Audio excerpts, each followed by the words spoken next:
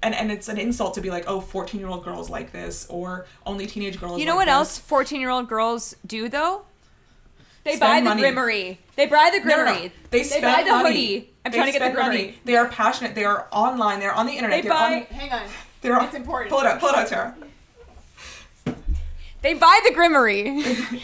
They buy the sweatshirt. They buy the 2 t-shirts. They buy the CD for the car. Yeah. Like, well, that's... where's my Wicked t-shirt? Should I be wearing that tonight?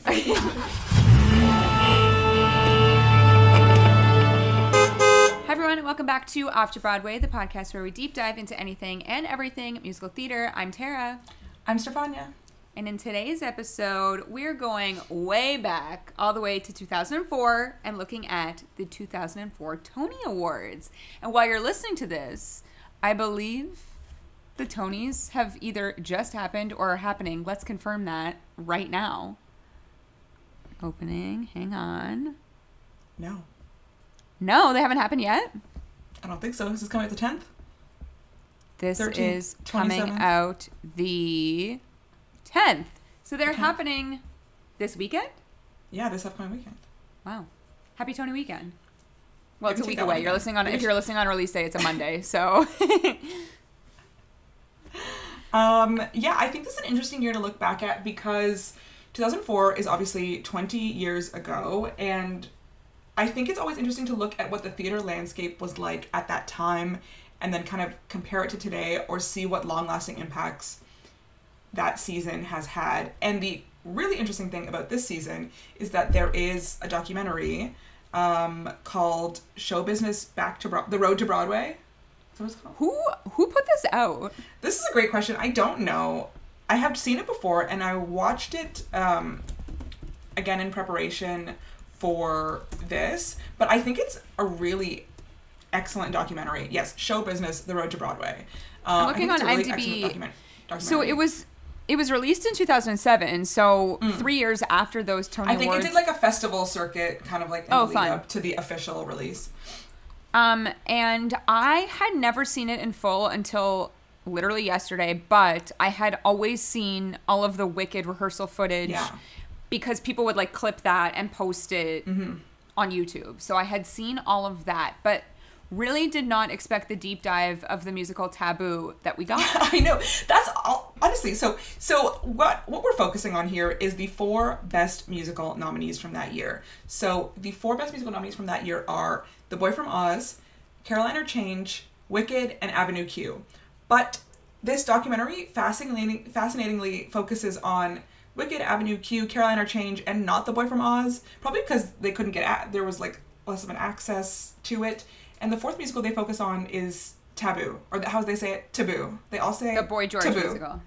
The Boy George musical, produced by Rosie O'Donnell. Is also so relevant because Boy George just finished a run at Moulin Rouge on Broadway. An acclaimed run that everyone thought was amazing. So still part of this everyone thought conversation 20 years later, which I think is just like interesting. Also, like obviously Wicked is having a big year right now. Yes, big year for Wicked. Hugh Jackman is always having a big year, so like he's here. Actually, he is having a big year this year because Deadpool is out next month. The Deadpool with Wolverine and Deadpool. So Hugh Jackman is back in the conversation again. Is that a big year? I don't know. I feel it's exciting because they have this like hate relationship online, and now they're joining together for a movie. Anything else? This is just not a big year for me. Not having a big year. Who else here? Avenue Q not having any sort of anything. I mean, Janine Tesori is about to make her mark in Toronto when the Shrek tour rolls through. It's true. We've also... Go ahead. Kimberly Kimbo just closed on Broadway, which was a Janine Tesori work. No, I was going to say... We've talked about her specifically on this show. We've covered almost all of these previously, which is why it was kind of like the gateway to do it. But I will say I had never listened to the Boy from Oz cast recording until last week. And I had heard like bits and pieces of Avenue Q, but I was also pretty unfamiliar with that. Caroline or Change we've obviously seen. We saw it. And Wicked, never heard of that musical in my life. So brand new for me specifically. So why don't we... Well, yeah, what did you think of the documentary? Like, what stuck out to you from this documentary? So, My favorite parts of the documentary was the critics' dinner at like the New York diner. I was obsessed. Michael Riedel leading the way. I wrote it down yesterday when I was watching because I just think it's so funny. Like, nothing has really changed. So many people in the last 20 years have said that Michael Riedel is like a weasel in the industry, and like it's just funny to hear people say that back then. So literally, Boy George speaking about Michael Riedel this was a different thing, but Boy George speaking about Michael Riedel was just like, I don't really care what he has to say about my musical. And the funniest thing to me about, as I said at like the very beginning, this was like a taboo piece, if you will. Like, because, this was literally about taboo. Taboo brought drama. But what it showed is that, like, you know, we've done in the past, like, a cult musicals episode. We did not talk about taboo specifically, but, like, we definitely could have, because all of the people that they interviewed, including Nicole Byer, had seen it. Like, there was one man that was like, I'm going back for my 52nd time tonight. I was like, oh my God, how many performances was Taboo even on for you to see it 52 times? No, literally, that was very much a musical that the people connected, well, not most people, but a very small, specific group of people connected to that musical. And yeah, definitely, absolutely a cult musical. When I saw her, I was like, Nicole. What does she host? Is it Cake or Not? It's the other one. Let's look. Nicole? Where they're like terrible bakers and they try to like recreate. It's on Netflix, right? Yeah, it's on Netflix. But it's a baking show. It is. It's not Is It Cake? Nailed It. Nailed It. She's the host of Nailed It now. But she was also the host of Wipeout with John Cena. I have not seen this new version. Well, I think that was the Wipeout revival. I only watched the original Wipeout, a purist. Yeah. I just think it's funny. She obviously was an authentic theater fan, and they focus on her a lot. She's like, people will regret, people will. It's amazing. They don't know what they have. It's funny. Nicole, I'd love to speak to you now about your thoughts about Taboo 20 years later. Taboo, as they all say. Taboo. No, the other thing that I took away from this documentary was Alan Cumming was not in a show, or was he in a show? But I think it was right after Cabaret. It was like pretty far recently. He's like Cabaret. The unofficial narrator of this doc. We're like in the cab with him, like just talking about the theater industry. We're like in his apartment. I'm like, what is going on here? Like, just what a choice. They're like, we needed someone who people trust, and Alan Cumming is the man. And every time he started speaking, I was just like, where's your fun outfits, like in the Traders? Like, I just miss seeing you in that sense. So I just thought it was funny that they focused so heavily on him, even though he was not up for an award that season. No, he was just, a member of the community. Back to Michael Riedel for 1 minute. There has never been that he has not shoved his face in front of. He loves to be on camera, Michael Riedel. The best one was at the Tony Awards when all the critics are like sitting behind wearing those like headphones, and he's just like head in talking at the camera. Yeah. He loves to be on camera. He loves attention, which, sure. He's a critic. No, he's a critic. It's actually, but it's funny that he loves attention because he's a critic and normally is like behind the scenes, right? Like, you're never really supposed to, I don't know, see these people because they write. And him specifically, he writes a lot of like controversial reviews. Did he not get a huge like characterization on Smash also? Yeah, he was on Smash. Wasn't he a character on Smash? Because he loves to be in front of the camera. He wants to be a star. No, I think it's a very good documentary, and I think it's him at the restaurant just being like, no one's gonna see Avenue Q. Why would you see Avenue Q?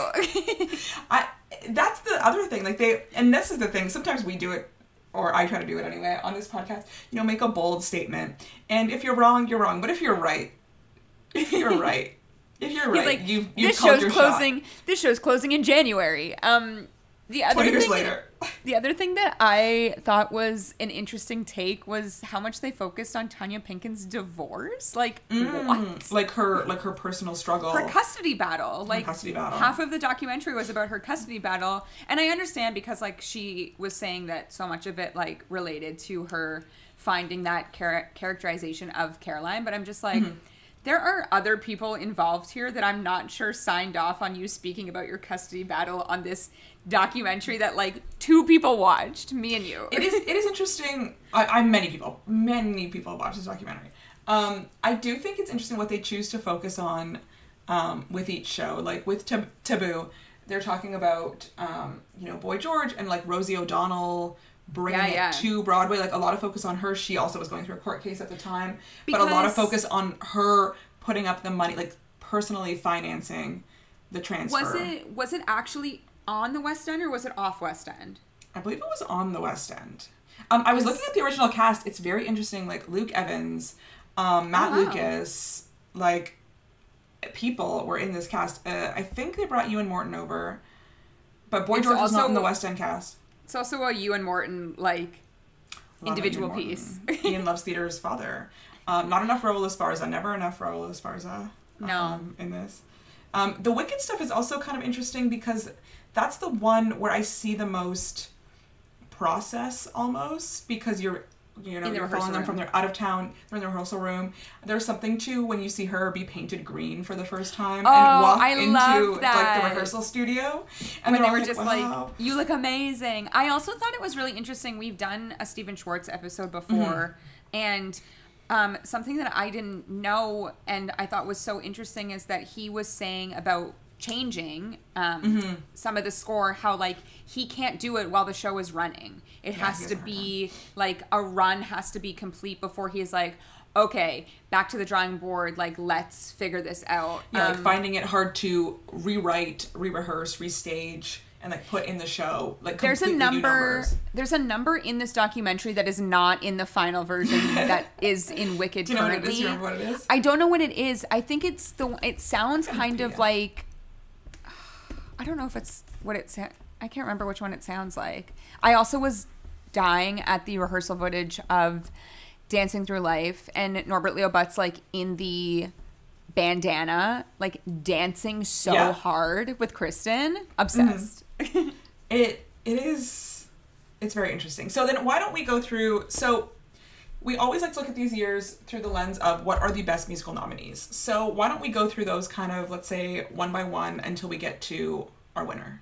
Before we do that, I also just wanted to say the shows that were nominated for revival. We're not talking about these, but just for time period, so people Context. know. So that year was Assassins, Big River, Fiddler on the Roof, and Wonderful Town, and Assassins won. Oh my God. Are we about to get a Sondheim Best Revival 20 years later as well? I think we are. Probably. I think probably. Wow. You'll find out next week. We will. Okay, so let's go through these musicals. Let's start. I was like, should we start with Wicked? But no, let's not start with Wicked. Let's start with Caroline or Change, because I feel like that's the one that we have the least to say, because we've talked about it previously. Something that I loved about this documentary, and I've seen before in other footage of Janine, is how involved she is in everything that she does.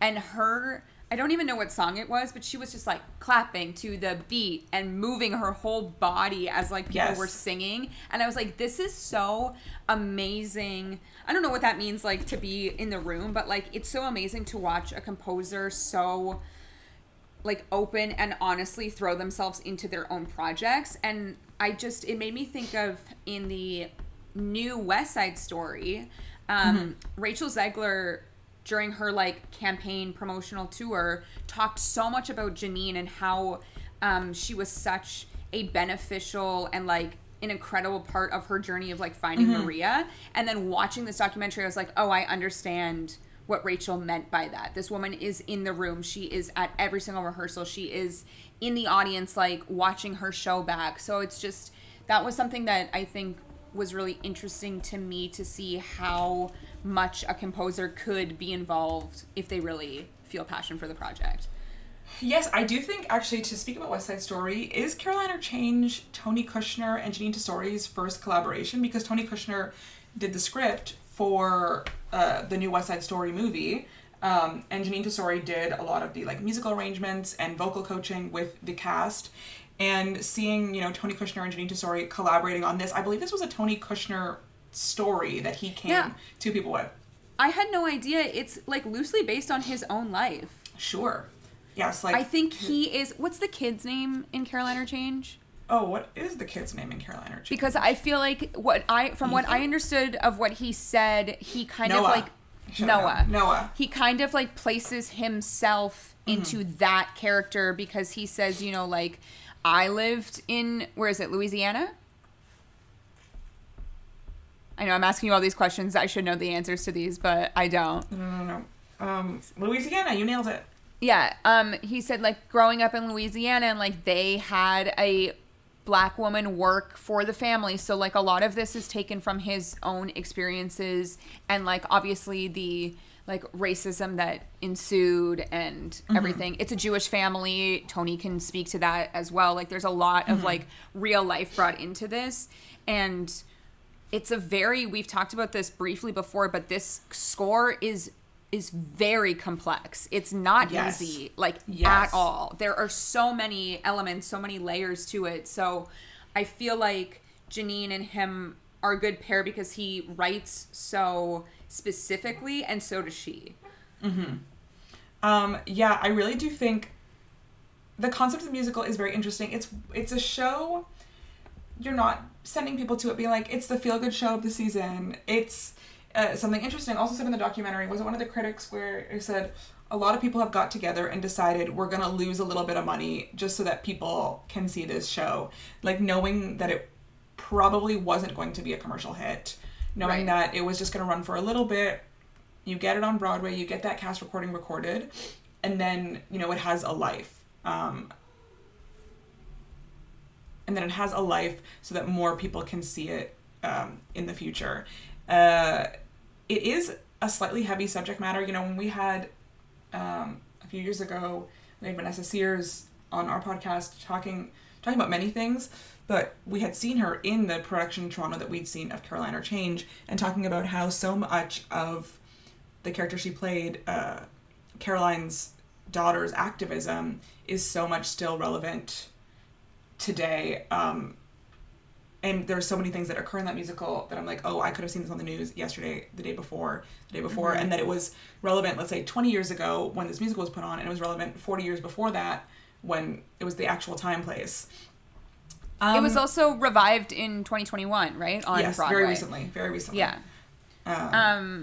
So I also wanted to point something out here with Caroline or Change, but now I can't remember what it was, so continue.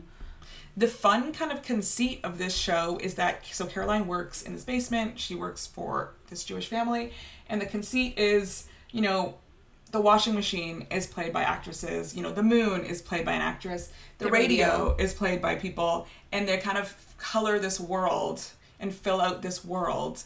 And also, I think it's a clever conceit in that it allows different musical styles to enter into the show that wouldn't feel necessarily authentic if Caroline was singing them, but if the radio is adding that style, or the moon is singing in a different style. The last time we saw it, it was like an opera singer playing the moon, and they can add different, you know, dynamics to the music and make you feel different emotions and kind of convey different types of emotions that wouldn't necessarily feel authentic if Caroline was singing them, or like the more grounded characters in the show, like, again, Caroline, Noah, the family that she works for, or Caroline's children were singing them. And I think that adds, like, for a really great set of dynamics. My favorite moments on the cast recording are the radio, the washing machine.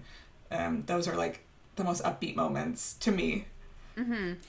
What I was going to say is there's a moment in that documentary when all the critics are sitting backstage for the Tony Awards, and it's coming up to Best Actress in a Musical, and everyone's like, oh, it's Tanya Pinkins, and then Idina Menzel wins it. And it was like everyone had believed that character was enough to win the Tony Award. I feel like we probably cut to us however many years ago saying that...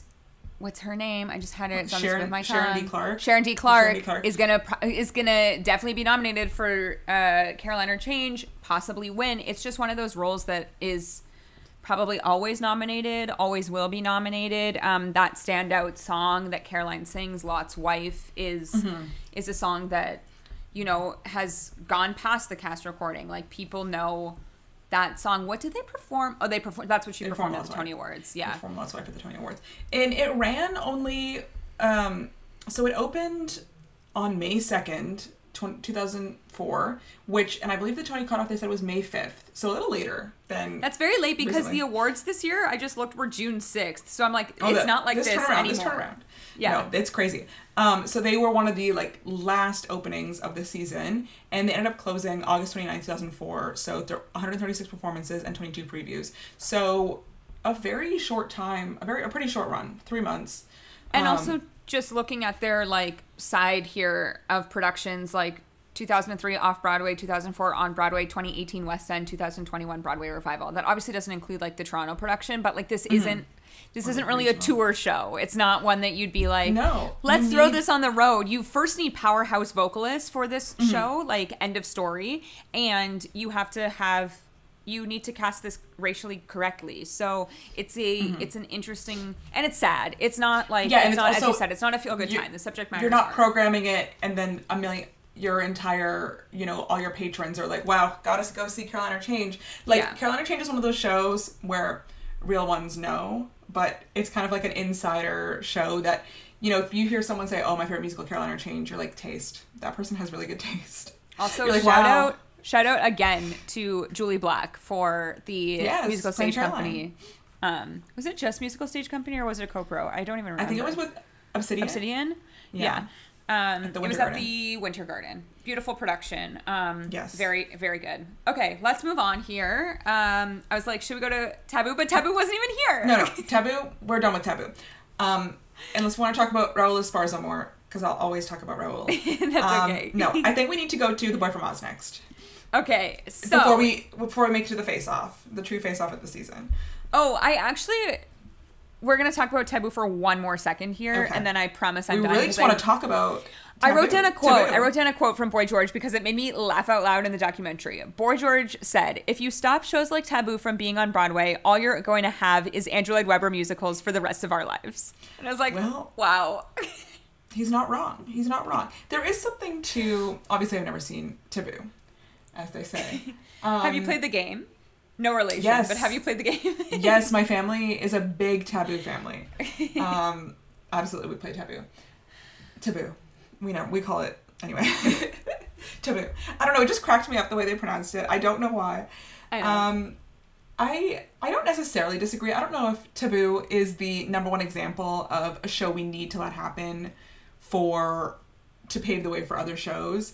But there is something to... Also, they got Tony nominations. They weren't shut out here. I feel like they're almost like the Here Lies Love of the year, closed early. Like, shout out to the hair and makeup department for this show because that makeup is gorgeous. They did such a great job to Boy George. I've heard the music is beautiful, and just like me neither. Just what I've heard briefly, like people really like the music. I was nominated for Best Original Score. And, Ewan Morton singing sounds stunning every time they shoot to that clip of him. Yes. In, makeup. He's the wearing full drag. Robe. Obsessed. I love it. So good. There is something to, allowing different shows to come on Broadway. We always speak about that. Again, I don't know if this is the prime example of it, but I don't think he's wrong, but I don't know if he's necessarily like a victim in this case. No. But it is interesting. Because one of the most commercial shows of all time kind of came out of this season, which again we will get to later. But let's accidentally, though, I think accidentally, absolutely, yeah, and we'll talk about why we think so. Here we go, The Boy from Oz, starring the main man himself, Hugh Jackman. I am not the boy next door. I literally had never heard this cast recording until Saturday when I started listening to it. I was like, whoa, this is so fun. And my baby goes... Okay. But then I texted you the other day and was like, what is this show about? Because I could not get from just the cast recording that it was a bio musical. Yes. So this is all Peter Allen music. So Peter Allen is a very famous kind of Australian singer-songwriter, musician, entertainer who is extremely flamboyant, as you can tell by just seeing 1 second of Hugh Jackman in this role. He wrote things for other people. So maybe probably one of his most famous songs is like I Honestly Love You that Olivia Newton-John did. There's another one that I cannot remember what it's called, but I know the song. There's also a song, I believe it's called I Still Call Australia Home. When that started playing, I was like, what are we doing right now? I have no idea what's happening. That I think, it's not the Australian national anthem, but the Australians like go hard for that song. Have adopted it. Love it. I will say, she loves to hear the music. I think that's what I'm thinking. She loves to hear the music. Stephanie No. The really famous one, Don't Cry Out Loud. Okay, we'll come back to SJB in a second, but I was just going to say, like, before we jumped on here, we watched the Boy From Oz Tony performance, and I literally said, like, I would give him a Tony Award for what he's just doing on stage alone. Like, this man committed to the bit. No, absolutely. And all it made me think about as I was watching was, like, guys, you're really missing the boat here with not having The Greatest Showman on Broadway starring Hugh Jackman. I do think, again, talking about cultural context, I do think it is important cultural context that this was in the midst of the X-Men movies. Like, the first one was 2000. The next one was, like, I don't know, 2003. The final one, I think, 2006. Jackman, this is that original trilogy. Well, he's still playing Wolverine, but it was in the midst of that kind of original trilogy of X-Men movies where he's playing this hyper-masculine, aggressive, like, wolf man, and then he's going to Broadway, putting on a gold lame pant, kissing and, like, boys and girls, doing a high kick. I know. I think that's, like, extremely important context for that. This was Hugh Jackman's Broadway debut. Yeah. And this #1, I think, I was reading the New York Times review, which is a bit, it's not good, but it is a star Ben Brantley, vehicle. someone else who is always getting his name in the lights here. Yeah, it was. I just read it on Wikipedia.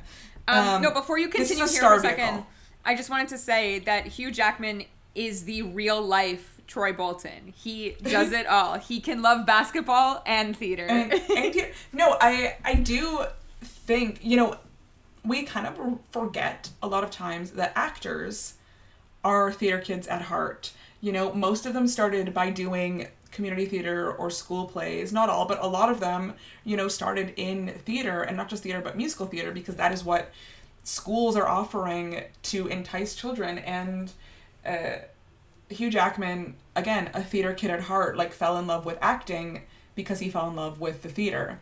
And, The Boy From Oz was his Broadway debut. He had done Oklahoma in the West End, but they only brought over one actor, and they did not bring over him. They brought over Shuler Hensley, but he's in that, like, filmed Oklahoma. Oh yeah, I've seen. From them. Yeah.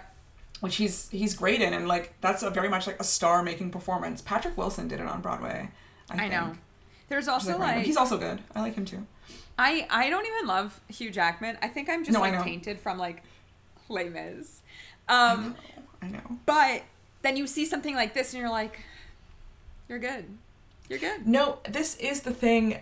Hugh Jackman 100% commits to everything he did win the Tony for this. He won the Tony for this. I think deserved.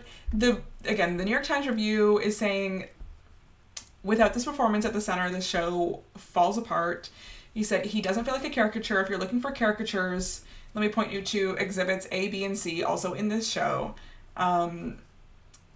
It's very interesting. I think Hugh Jackman was looking to come to Broadway, and he had the amount of star power needed to kind of make whatever he wanted happen at that time.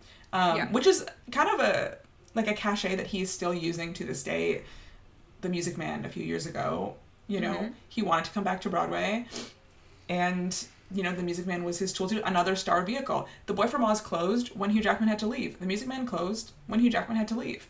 Also, it was dependent on him.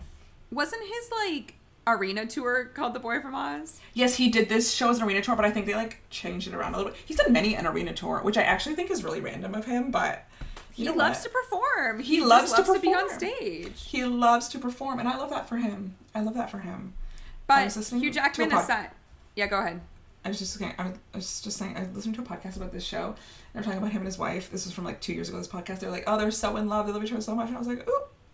They just got divorced, right? They got divorced last year? Last year? Yeah. Shocking for us all. Or was it? I know. But I was going to say, step aside Hugh Jackman because the real queen is in this show, Stephanie J. Blogg. SJB. Which is another interesting thing, right? SJB plays Liza Minnelli in this show. Have you seen when they were in falsettos, they did that interview with Jen Colella, and she talks about the cast recording for this show, and she says when they did, I think it's they love to hear the music. She loves to hear the music when she sings, which is like. Everyone stop what you're doing and go listen to that, because she's giving a vocal masterclass on this one song on the cast recording. It's actually insane. She sounds fantastic. But she said that like the ensemble wasn't recorded, so on the cast recording it just says, "That's me," because they're saying like Liza, like the ensemble singing Liza, and she's like, "That's me," but the ensemble's like not saying it on the cast recording, so she tells that story. No, she's beautiful. She's amazing in this. She's so good. But the wig. But again, Ben Brantley was like caricature, which maybe but here's the thing. I feel like anybody trying to play Liza is kind of giving caricature, you know? Liza herself is a caricature. Of herself. No, it's absolutely true. When you are so heightened already, any imitation is going to be like a bit of a caricature. Yeah. I'm just reading here, they recouped, so great for them. Yeah. Because I'm sure everybody was buying tickets. I know. What was the average ticket price then? That's the other thing that the critics were talking about in this documentary. They're saying, are people willing to shell out $85 for this? I'm like, $85? That's a rush price nowadays. 20 years ago, though. That's a rush price nowadays, you know? 76 trombones. This is a really dumb question, but is Peter Allen still alive? No, he died before the musical premiered. I see. He died in 1992. Yeah. Oh, sad. Yes, very sad. Very sad. There hasn't really been, I'm just looking, the most recent production was in 2021 in Australia. Yes. I do believe that, like, I don't think there's a high demand for this musical outside of the country of Australia. Peter Allen is very much, you know, an Australian icon. I don't know how much, without a star like Hugh Jackman playing him, I don't know how much interest there would be anywhere outside of Australia. No. And I also feel like this was probably a situation where he was probably pretty involved from the beginning, and they would have this was offer only, obviously. They weren't, as you just said, they weren't doing this without him. He's not auditioning. No, so it actually, when it premiered in Australia in 1998, it starred someone else, Todd McKenney, who is an Australian dancer, theater performer, who's like, I feel like it's famous. Different. It's different there, though, because, like, yes, it's their people. Yeah. Yes. He's famous in Australia, but to bring it to Broadway, I think they prioritized having, you know, a star. And it was a revised version. I'm reading something here that is absolutely insane. Go on. Obviously, our favorite website, Wikipedia, has given me the information that Hugh Jackman's performance of Once Before I Go was featured in a montage dedicated to Alex Trebek in his final episode of Jeopardy! What? Why?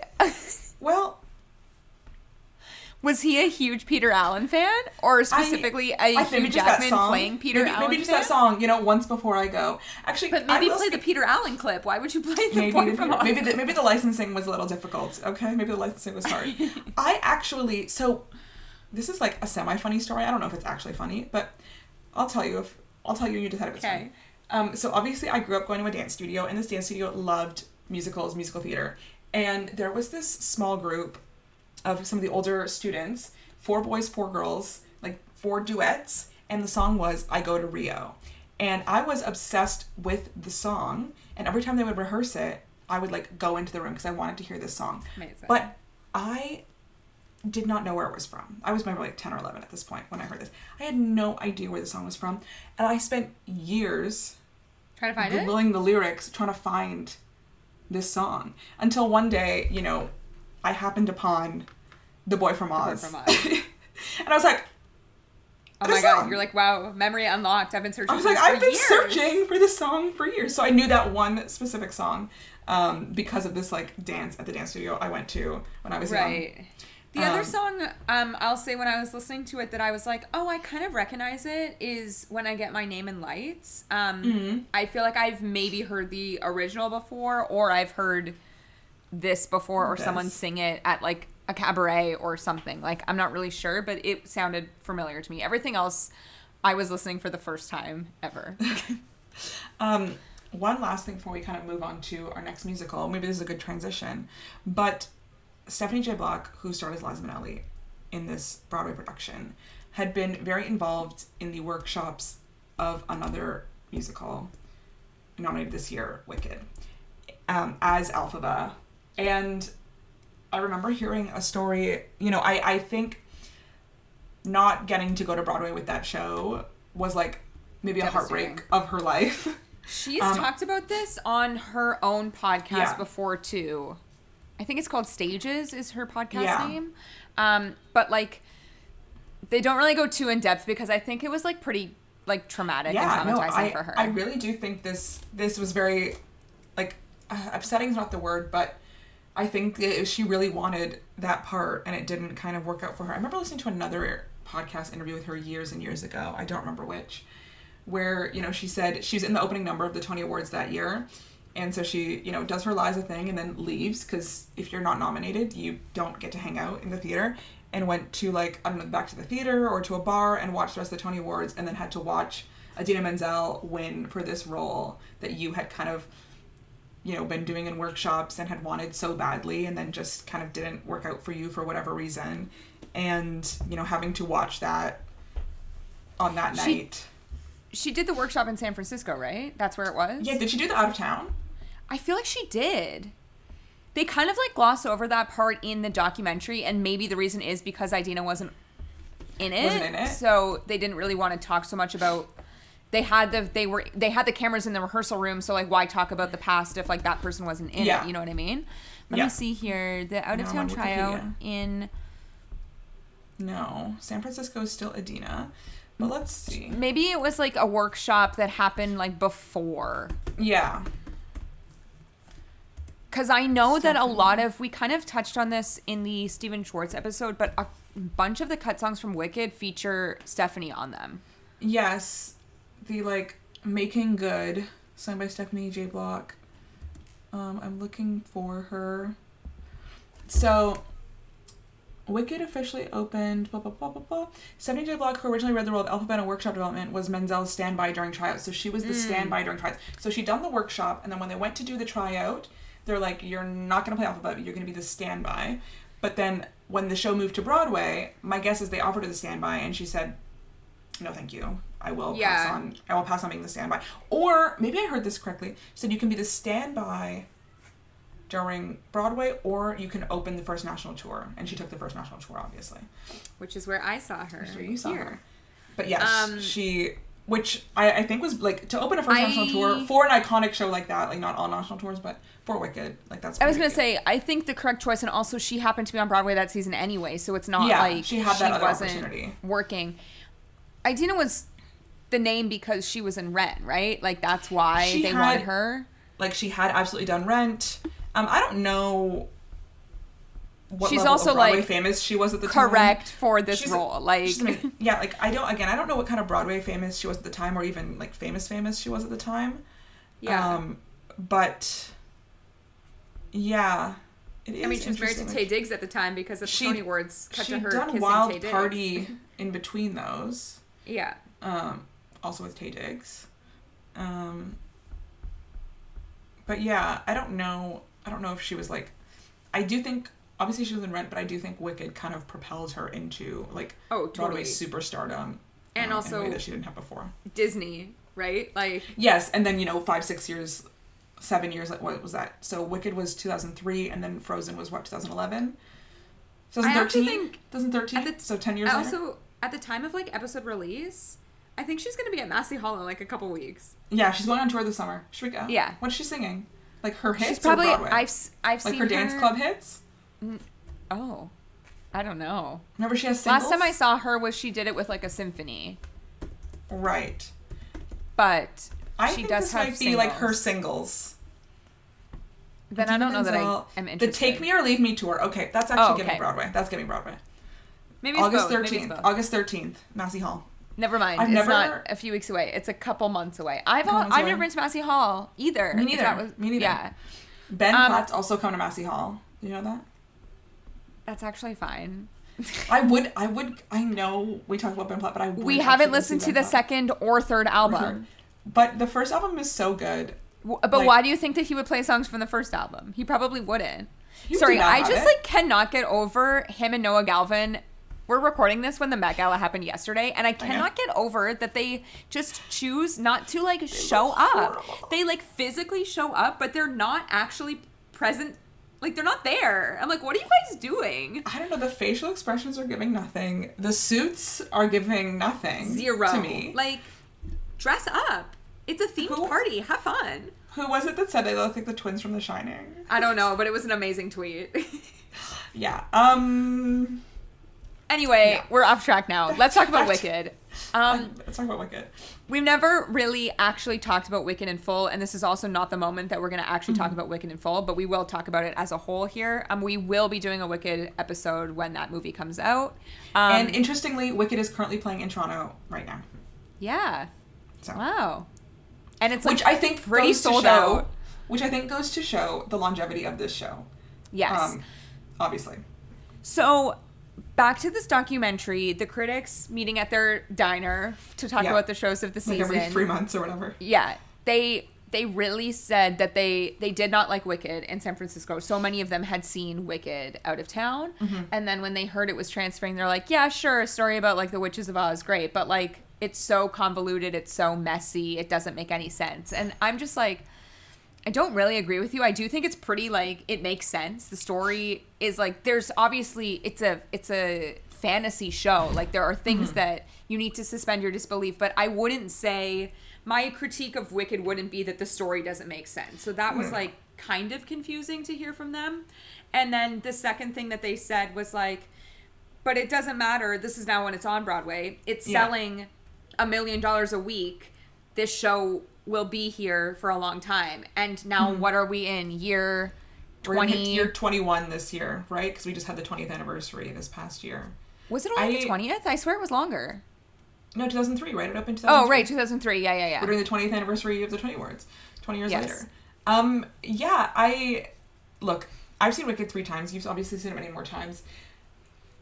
I think, like, Wicked's number one sin is that it has a slightly inconsistent score, in that there are really some duds on that score, in my opinion, and some characters that, for me anyway, as an audience, like, I have no buy-in to some of these characters, like the character of the wizard. I don't think, like, I think it a lot of times, maybe this is like, wow, we're really critiquing it. I think a lot of times really relies on your familiarity with the Wizard of Oz to get things across and to kind of, like, make that emotional impact.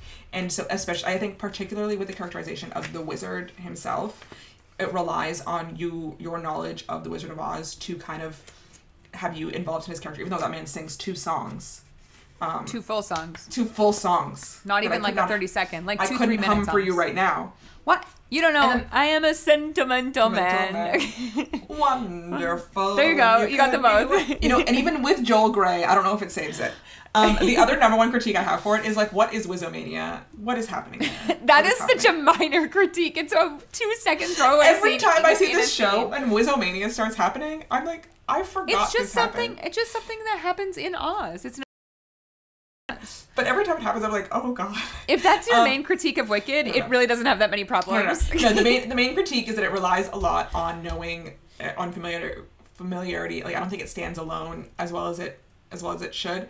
And again, some of the duds on the soundtrack, obviously. But the thing is, when Wicked soars, like, it soars. It soars. Also, like to heights never seen before. Score literally. Aside, actors aside, I feel like this was the first time in a long time, or maybe ever, that some of the stage tricks were brought into play. I'm talking about the flying for defying gravity. Like, that was done in 2003. It is such a simple technique on stage, but I'm weeping every time it happens. Yeah. Like, it is so impactful to every audience, and this was built as a staging choice over 20 years ago. So I think that's so impressive. They're probably using that same cherry picker. I'm sure they are. I also just think about, like, the set pieces, the physical set that is used in Wicked. Beautiful. Go to a show on Broadway currently, you will not get physical set you're seeing at that show. This is something the critics said. You see your money on the stage. Like, you've paid a lot for a ticket. I should. No. And I think, like, that's something that people want. You've paid a lot for a ticket, and then you go and you're like, I understand where all that money went. And here we are to do my favorite thing, and we haven't done it in a while. I'm going to pull up the weekly Broadway grosses. This is totally irrelevant for the time that this episode is released because it's almost a month later. But to date stamp this, we are recording on Tuesday, May 7th. Wicked is currently sitting, it's at the very bottom.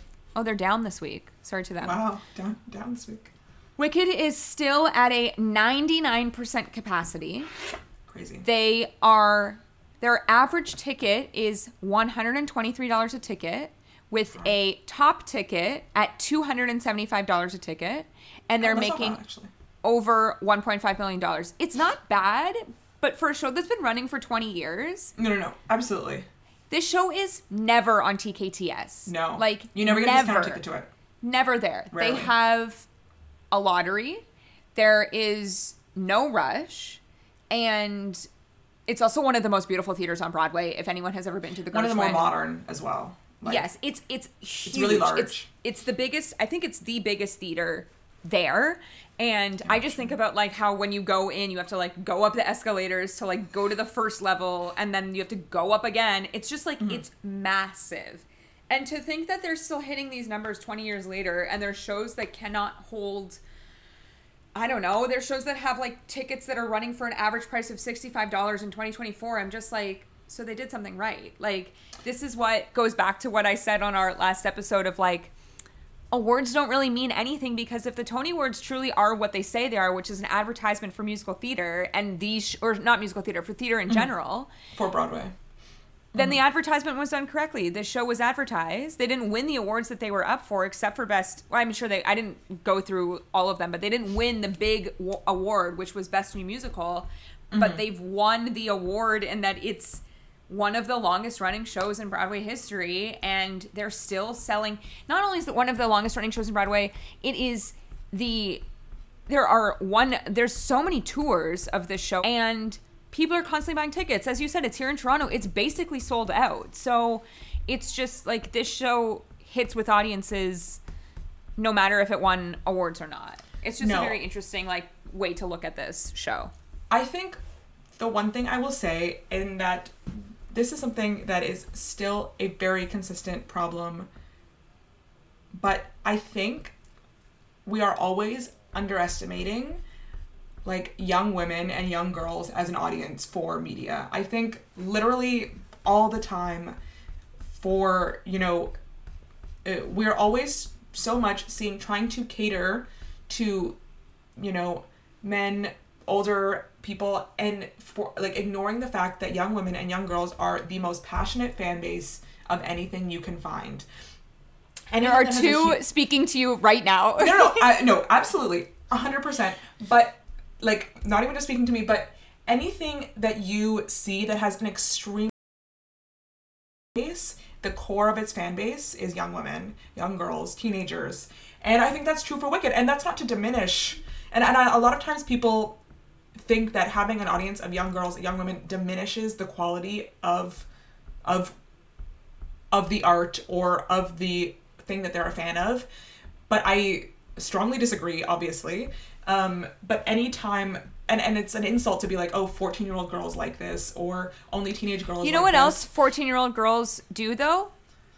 They buy Spend the money. Grimmery. They buy the Grimmery. No. They buy the money. hoodie. I'm trying to get the Grimmery. Money. They are passionate. They are online. They're on the internet. Hang on. It's important. Pull it out, Tara. They buy the Grimmery. They buy the sweatshirt. They buy the 2 t-shirts. They buy the CD for the car. Yeah. Like, well, that's... Where's my Wicked t-shirt? Should I be wearing that tonight? I should be wearing the sweatshirt. What are we doing? I like completely agree to say that, like, it's so interesting that you like say this. We've obviously like never really talked about this like fully, but like even in that documentary, there's one woman critic. The rest of them are men. Yes. And they're the ones that are like, I just don't get it. I just don't get the story about the 2 witches. I'm it's not for you. Maybe you don't. Maybe you don't. And that's okay. It's not for you. Not everything is for everyone. And absolutely, like, there is a place for a critic. And often I think the job of, the New York Times, many reviews, but specifically the New York Times, often people say like makes or breaks. And I think the way to use critics and to look at critics is to find a critic that you think their taste kind of aligns with their taste, like aligns with your taste. and kind of maybe trust their reviews. And I do think there is a place for a critic to kind of offer an opinion or offer, you know, a condensed version for people when deciding what show to see. But I think by using critics as our only measure of quality of a show or of a show's worth is a mistake, especially when the critic pool is much more diverse now, but still not. Like, especially at the big publications, is absolutely not as diverse and not as representative of the theater going audience. I mean, maybe just because of my age, my demographic, but the people who I see be passionate about theater are like women our age, younger women, you know, gay men, no, but you know what I mean? Like maybe, you know, some older. Sorry, we didn't even we should have included in the young girls, gay men love Wicked. Gay men love Wicked, of course. Live for Wicked. So that's a big demo there. No, this is who. I mean, some of our favorite people to listen to are gay men who have podcasts who love Wicked. Who are, like, maybe your favorite is actually in Wicked. I mean, who's my favorite in Wicked? Bowen Yang. Bowen Yang! You're right. I do love Bowen Yang. Your favorite podcast host my favorite podcaster is in Wicked. Is in the Wicked movie. He cracks me up because I feel like he's not really allowed to say a lot about the Wicked movie. So I listen to him every week. Any little tidbit he gives is like very carefully given, very like carefully. He said the other day that him and Ariana and Jonathan Bailey would like harmonize on songs on set. Wow. And he said I was really dragging them down. He's like, I'm really like dragging everyone down. No, absolutely.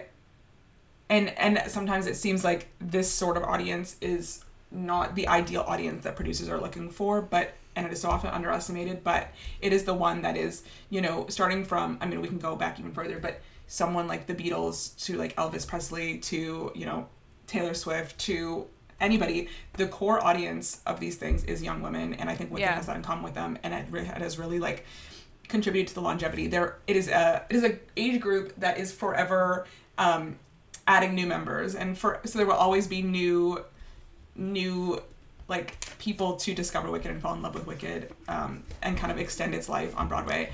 It's still running 21 years later, and I don't think it's stopping anytime soon. I can see it going for a long time. I can see it going for a really long time. There's a stat here, it's as of April 2023, but it became the fourth longest running Broadway show. Do you know what the three above it are? I know that it beat Cats to do that. Beat Cats. I think Phantom is still above it.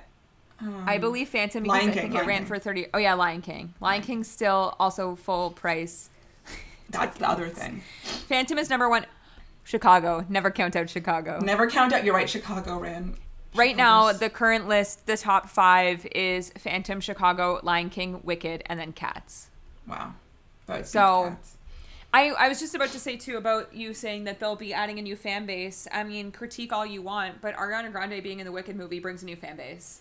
Sure. So, I mean, to be honest, I think the Venn diagram is a circle. But I think it brings in some theater fans that some people that might be like newfound theater fans, just because they're going to be there to see her again.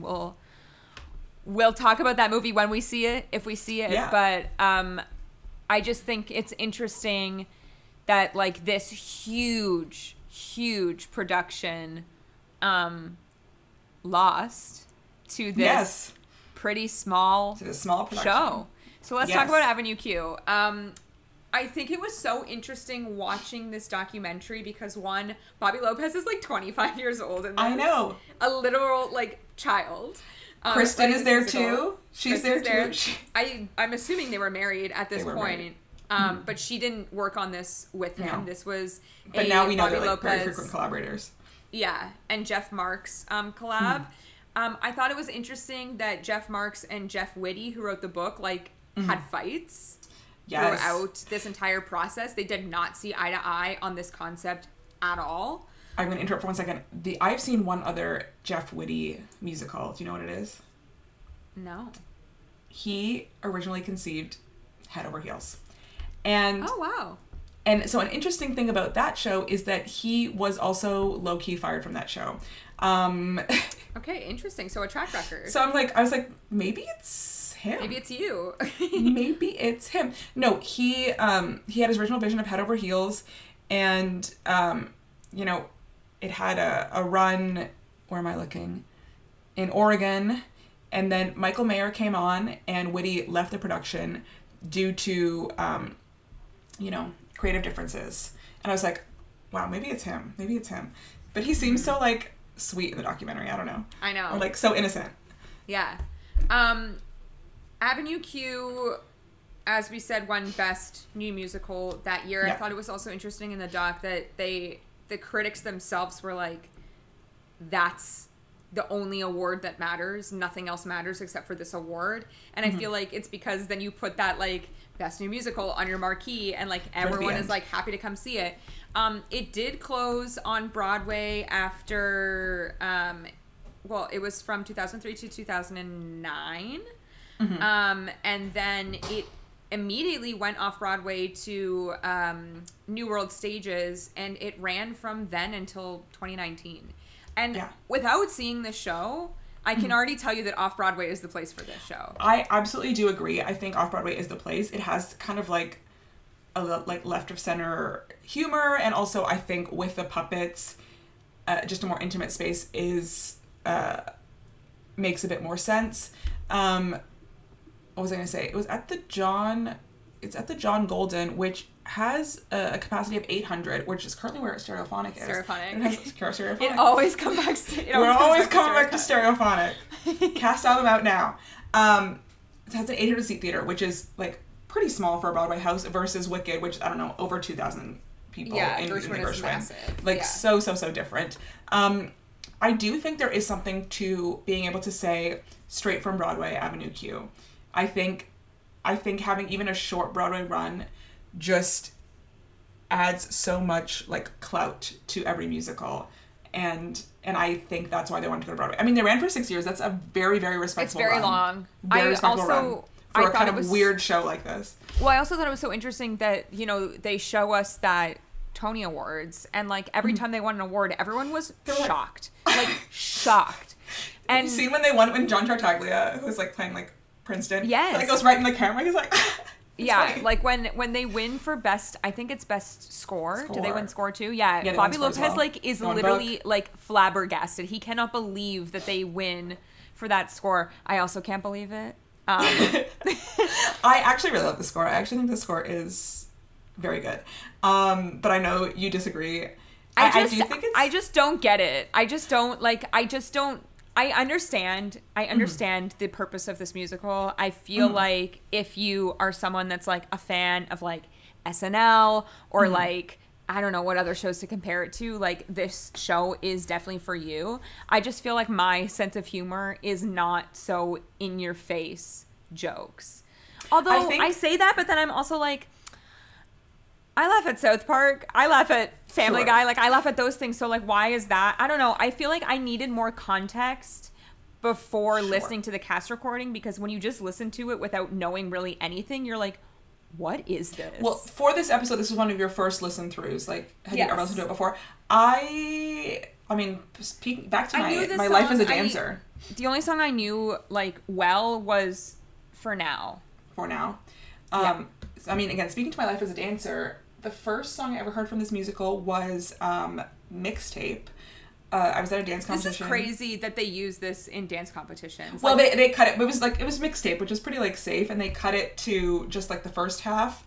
And it was a musical theater solo. So it's, I don't know if people are familiar with dance competitions, but for musical theater solos, you're not singing, you're only lip syncing to the songs.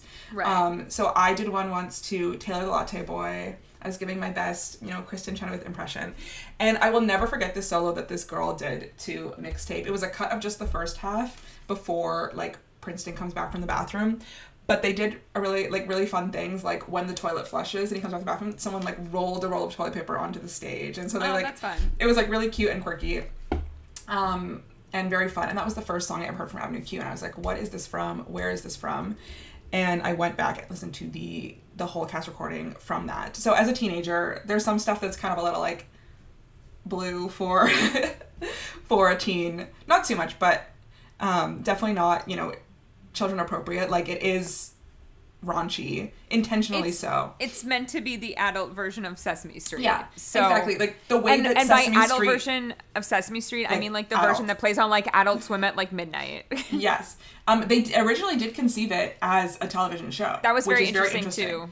Very interesting, and then bringing it to Broadway, I think like as a stage show, I think does make a little bit more sense. Maybe it would have been fun as a TV show, but I think as a stage show with the puppets and kind of getting that.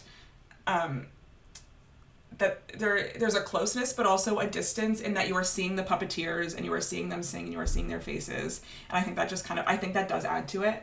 I like it because I like that they really lean into the Sesame Street kind of parody concept in that it is like Sesame Street is really obvious for little children. Like they're teaching lessons and they're being very over the top and performing like really big for the children, and they're doing it the exact same way for adults. And they're kind of like, oh, you were learning how to exist in the world as a 3-year-old, as a 4-year-old. Now you're learning how to exist in the world as a 22-year-old, as a 23-year-old, as a 24-year-old, and kind of applying the exact same teaching tools in this musical as Sesame Street applied. And I think by like leaning in really hard to that concept is what makes it a success. Like they don't do it halfway at all. Mm-hmm. And I also think there are moments in this musical that like make me cry. Get me emotional. Wow, can't relate. The song that I was really obsessed with for a long time was I Wish I Could Go Back to College.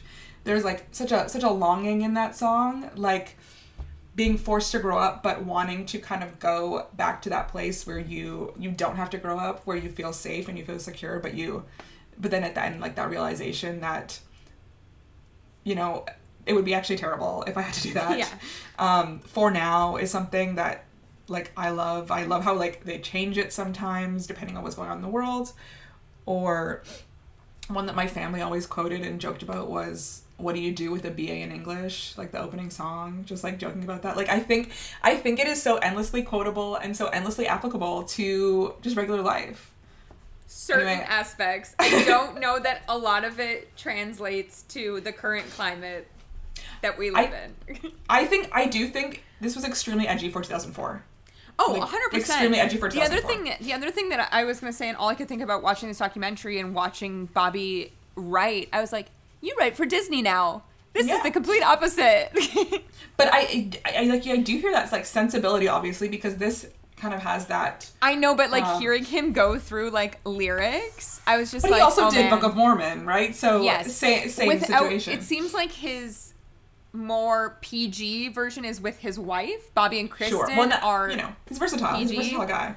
And Bobby Lopez is more raunchy himself. Why don't you talk about why you don't like Avenue Q? I just think it's like racist. And obviously we've discussed this, but I think that's addressed in the show. Like it's obviously intentional. But is it addressed? It's not addressed in the cast recording, which is why I can't. No, it is addressed in the cast recording. I mean, again, I listened to it one time through because I was in the cast recording. annoyed. They make fun of, the song, like explicitly the song, everyone's a little bit racist, and they're making fun of Christmas Eve, played by Anne Harada in this show. They're making fun of her accent, and her husband's like, again, this is like very, very rudimentary, anti-racism, but her husband's like, how many languages do you speak? Like, it's explicitly addressed, her accent is sort of played as a joke, and then they kind of turn it on you and say, what's so funny about it? What's funny about her accent? She's from another country.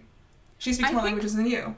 It is absolutely played as humor and as comedy, and you are meant to laugh at it, and they pull it back and say, take a look. I guess what I said at the beginning is, like, I just personally don't find this funny. It's not my type of humor. So, like, that's really my main issue with it, is that, as we've said about shows not being for certain people, the show is just not for me. Absolutely. Would I feel differently seeing it on stage? Maybe. I think there is something that's probably extremely comical of watching physical people maneuver puppets that you cannot see by just listening to something. And I also do feel like, I don't know if I made this clear when we were talking about it, not every character is a puppet. Anne Harada is not a puppet. She's a human. Christmas Eve and her husband are not puppets, and Gary Coleman is not a puppet, but everyone else is a puppet. I don't know if people know that. I mean, I don't think I knew that. Gary Coleman is just like a person. It's usually a very short woman. Why Gary Coleman? I don't know. I really don't know. I think they just thought it was funny. And he was alive.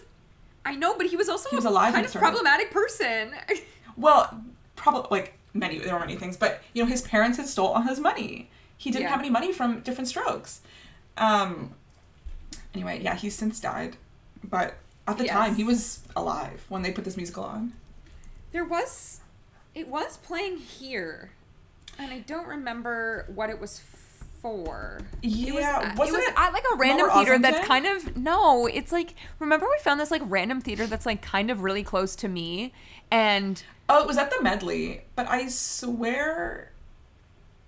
At the Medley, I still am not convinced that place is real. No, I agree, but I think it was at Lower Ossington many, many times. I think they invested in the puppets once, and then, you know, once a year, just bring out Avenue Q for the audience. Because it's a crowd pleaser.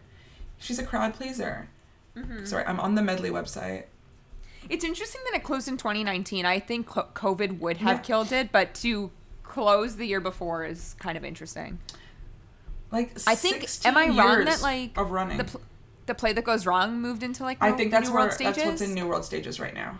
Yeah, so they run these, like, funny shows that, like, you don't want to pay. I guess is what that is. Yeah. Well, I'm looking at the Medley, which is nearby you. I literally don't think it's a real place. Apparently there's a Friends parody with puppets currently playing there. So let's see. I'm going to look. Starts May 24th, sorry. Well, look at tickets. By the time this episode's out, it will be over. 8 p.m. Sold out! That's because I feel like it seats 10 people. Sold out! I'm looking at it every day. Sold out! Wow. Sold out! Okay, I'm going to the end of the run. Sold out! Okay, there's something wrong with this. They can't all be sold out. Sold out! It says May and June 2024, so... Wow. Look at that. So interesting. No, I do think, back to Avenue Q for a second, obviously this was, I think, such a crazy thing that happened that year because I don't know, based on that doc, I feel like no one thought that Wicked was the front runner, but I also don't think that they thought that this was going to happen. The critics much preferred Avenue Q to Wicked. But the critics also were not, like, super high on Avenue Q. No, that's what I mean. It was kind of just, like, a mid-year. Like, they didn't really care about anything. But I will say there was a critic that was like, if we're going to talk about a show that from start to finish has a cohesive story, it's Avenue Q. And I was like, oh. They had a vision. They had a very clear vision, and they stuck to it. And I think shows that are most successful have that very clear vision, and everything they do is in service of that vision. I think my parents saw it off Broadway a few years ago, and I swear my dad slept through the whole thing. Well, that's a very dad thing to do. If you've met my father. Your dad would also do the same. My dad, they're in, like, they're, like, first row balcony at Moulin Rouge. My mom's like, they're swallowing swords. Girls are half naked. My dad's like at Moulin Rouge. So loud in there. It is so loud. Play That Goes Wrong. Ambience. They're in, like, the second row at Play That Goes Wrong, my dad. It's also apparently freezing cold in there. Apparently freezing cold at New World Stages. This is the thing. Some people react to cold as, like, this will put me straight to sleep. No. So how? I know. If I'm shivering, I cannot fall asleep. No, again, that's a very dad thing to do, to fall asleep. Another interesting thing about this season, which is in direct contrast to this to the 2024 season, is Avenue Q and Wicked, which are kind of our two, like, really long-lasting shows of the season, opened in the fall. And, like, lasted both fall openings. Right. And lasted all the way till Tony time, and then far beyond that. Which is, again, very different from 2024 Tony season, where the 5 Best Musical nominees opened within the, like, 9 days before. Well, no, some, but all were kind of end of winter, early spring openings. I feel like the only... Nothing from the fall. Just the revivals, Merrily and Gutenberg were in the fall. Right, yes. Speaking really specifically of, like, the original musicals, it's all, like, recency bias in that nomination. And I think if we were to go back and look at previous seasons, I'm sure there are some that sneak in the fall, but, like, that's probably a pretty true stat for the current status of the theater industry. It's very expensive to have to run a show for 6 months, 9 months before the biggest marketing opportunity of the year. Yeah. Without knowing what's going to happen. and having to keep it open without that Tony buzz for such a long time. And you have to know... Which is why The Boy from Oz opened on May 6th. Did it? When did it open? Is that what we said? I thought we said... No, that was Carolina Change. I think it opened May 2nd. Let's see if I can do it. When did The Boy from Oz open? I am not the boy next door.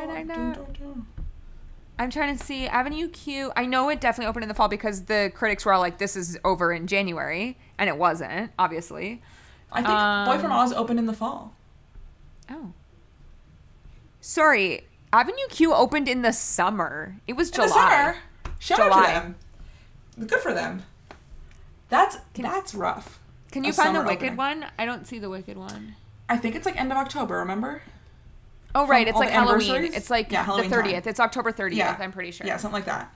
But that's also correct. That's the right time to open a musical. It's very confident of you to open your show in the fall or in the summer. But to be honest, I don't think Avenue Q was opening their show being like, we're going to be here by next June. Absolutely. But the last show I can think of, there's probably other shows in between that I'm not remembering, but the last show I can think of that opened in the summer won Best Musical, Hamilton.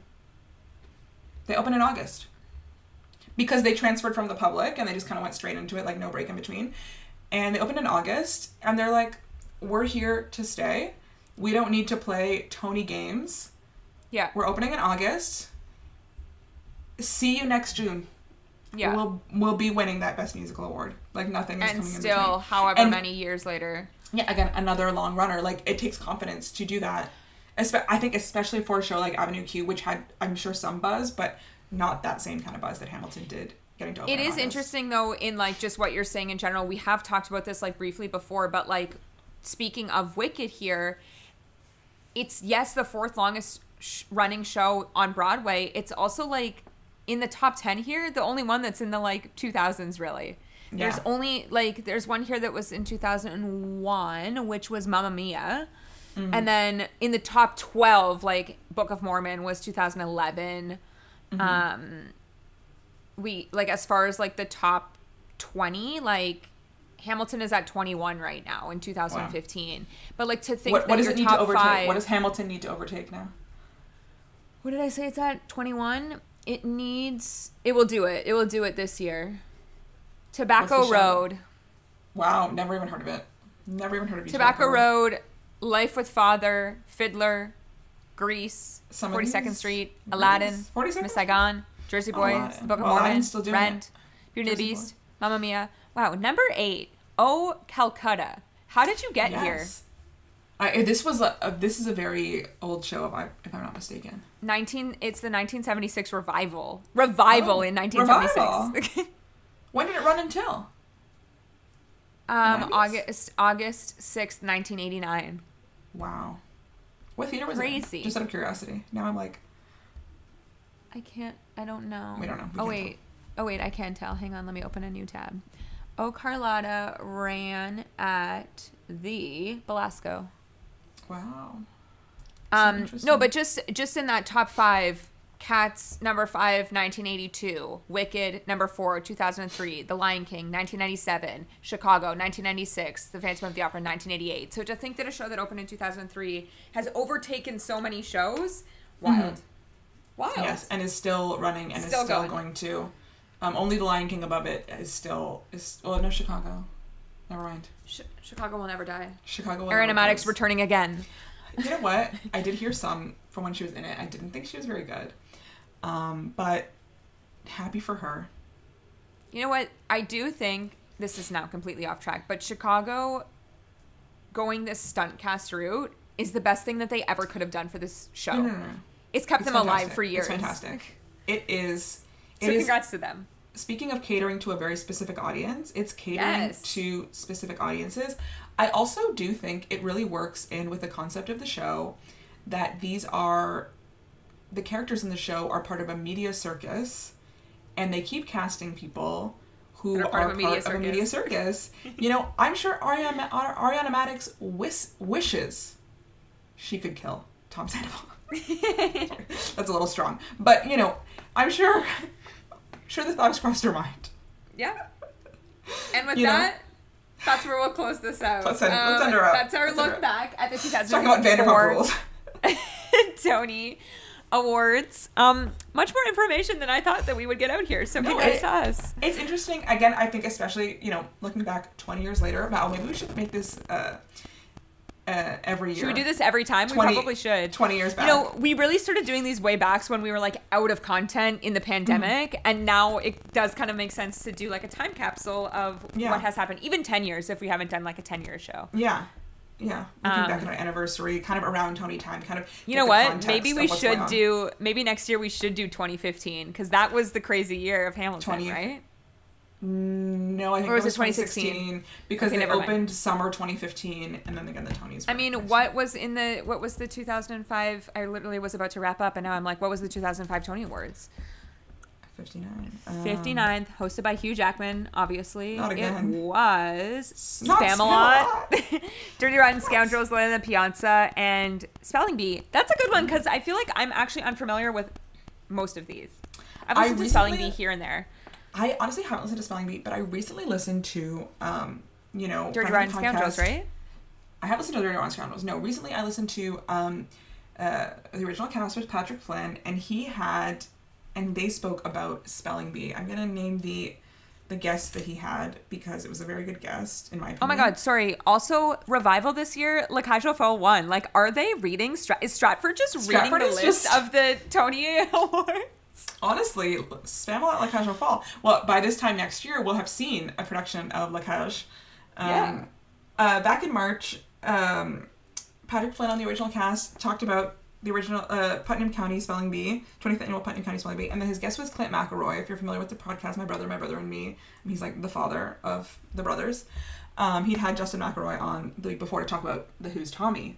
And to be honest, I'm extremely unfamiliar with 25th annual Putnam County Spelling Bee, but this podcast episode made me want to see a production of it. I think seeing a production of it is very important because of the important aspect of audience interaction. Yes. And Clint McElroy spoke about, how he got to be the guest speller and he got to be like the last one who made it. Oh, wow.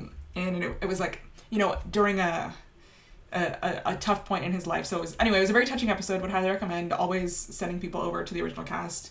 But yeah, so catch us here 1 year from now talking about the 2005 Tony Awards and the best musical lineup. Yep. See you here next year. You have all this time to study, so we're good to go. We both have one year to study. We both have a year to study our favorite musical, Spamalot. Yeah. And with that, it's now time for Obsession of the Week. My obsession is a little bit twofold, but we were been so lucky this past year to have a production of Six right here in our hometown at the Did this become your most watched show? Yes, at 7 times, Six has become my most seen show ever. I literally was going through, because I last year kept a tally in my notes app of all of the shows that we've seen, and I forgot to start that this year, so I was going through our Instagram story archive to see everything that I saw, and I was like, not me seeing Six 4 times this year. And it's only May. It's only May. I know. I'm trying to think. 1, 2, 3, 4, 5, 6. Yes. So I've overall seen Six 7 times, including 6 times in Toronto. Plus the one time we saw it in Chicago back in 2019. So 7 times. That becomes my most seen show ever. My number 2 most seen show ever is Hamilton at 5 times. Again, very, very blessed for all of that. So we were so lucky to have this wonderful production of Six right in our hometowns. So whenever I needed, a boost in mood, I could go head over to the Royal Alex, and I'm sad we weren't able to do that anymore. So devastated that we were out of the country for the final performance. What if we land at the airport and just go straight there? We can't. Our flight lands at 2:30. I know. I'm actually when they announced the closing date, we were upset. I am upset. No, I agree. It could have been an 8 time for me, but no. So part of that is we actually got lucky to have kind of a rotating cast of Jane Seymour's, including one Ms. Kelsey Kimmel, who had done the national tour in the US, and she just has the most gorgeous voice, which was memorialized in a video on YouTube where her and the band kind of do this acoustic version of Heart of Stone. And you know, so oftentimes with cast recordings, you only get one or two, maybe two versions of a song recorded in good quality. And so to have this additional version recorded, she sounds absolutely amazing. The band, the Canadian band, is so good in it. I was weeping. And it's just stunning. She just sounds amazing. But this obsession is twofold, because my other half of the obsession is I need to point you guys towards a TikTok account. And that is Jordan Donnelly's TikTok account. He is, I believe, from the UK and loves musicals, is a performer so much. And my attention was brought to his account when he spoke about musical buttons that make you want to take your clothes off. Just like that button to a song that just does everything for you. But his greatest TikTok ever, I believe it's pinned on his account, is what choices he personally would make if he was singing Heart of Stone. He says, everyone has thought about this. And I'm like, he's actually right. Everyone has thought about this, including you. If you were center stage and we're like, Henry, what riffs would you do? And the truthfully line is definitely the one. And we got a chance to actually practice that out at the 2 sing-along performances of 6 here in Toronto. But honestly, this video cracks me up every time I see it. I've watched it so many times because it is such a relatable thing. I'm not a singer. I don't know if other people do this or not, but I thought it was very, very funny, very, very comedic. So truly the overall obsession is Heart of Stone, but Kelsey Kimmel singing Heart of Stone, and they tie together because in the TikTok, they listen to Kelsey Kimmel singing it and take some inspiration from her choices, from her vocal performance. What's the word? Is it dry? They take her dry. Runs dry. Dry. So good. She's just such a rich voice. She's so good. That's what I would point you to, a few pieces of content to consume. Tara, what is your obsession this week? Well, to keep on track with Wicked, I've had this saved for like a while, and I thought I was going to save it for like a Wicked episode, but I was like, this is the time. This is the perfect time. I'm also going to give you a TikTok here. So the cast of Wicked on Broadway right now, this video was posted in January. It was posted by Jordan Litz, who's playing Fiyero, and it is their Swankified Stairwell Sessions, and he's singing with Mary-Kate Morrissey, who... Did we see her on tour? I feel like I saw her as Janice.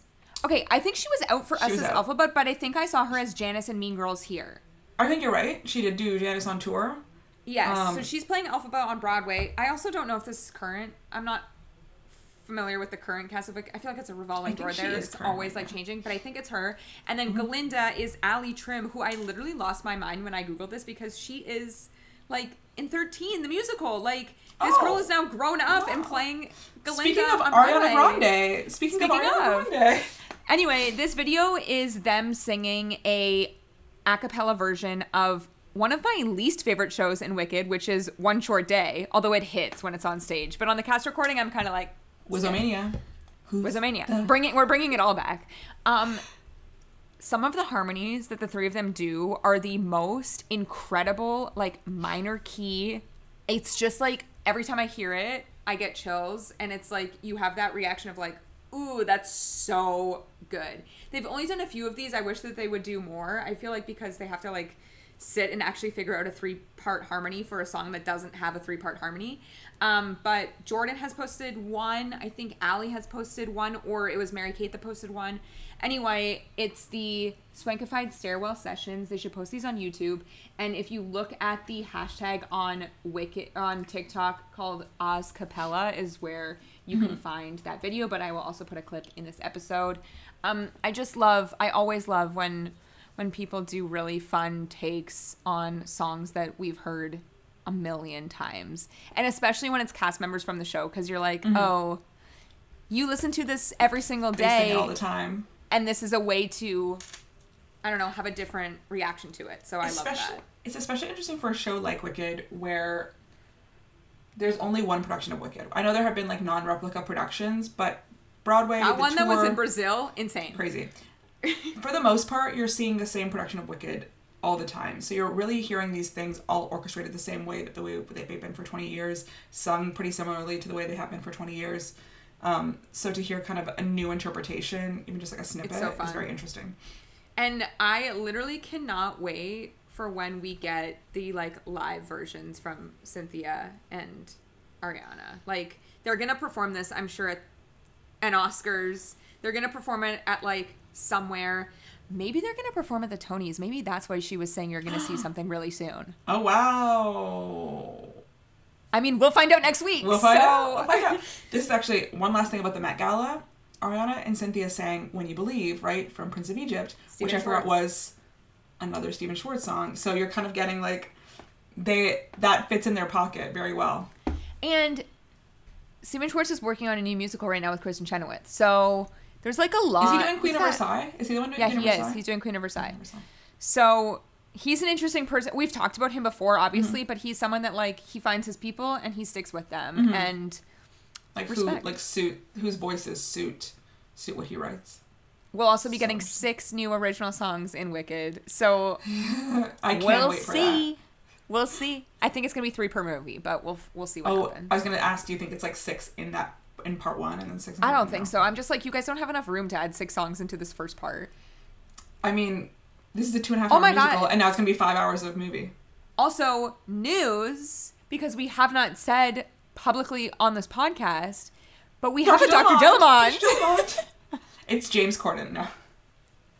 Peter Dinklage, which I actually think is an incredible casting for Dr. Dillamond. It is good casting. I do think it's just a vocal performance, though. I 100% agree, but he's got an amazing speaking voice. So when that news came out, we were like, oh my God, I can't believe that this character has finally been cast. Speaking back to Bowen Yang on Las Culturistas, I think he was the one who kind of made people think it was a woman, because on set, Dr. Dillamond was played by a woman, who was operating the tennis ball or whatever. Yeah, sure. So he was she.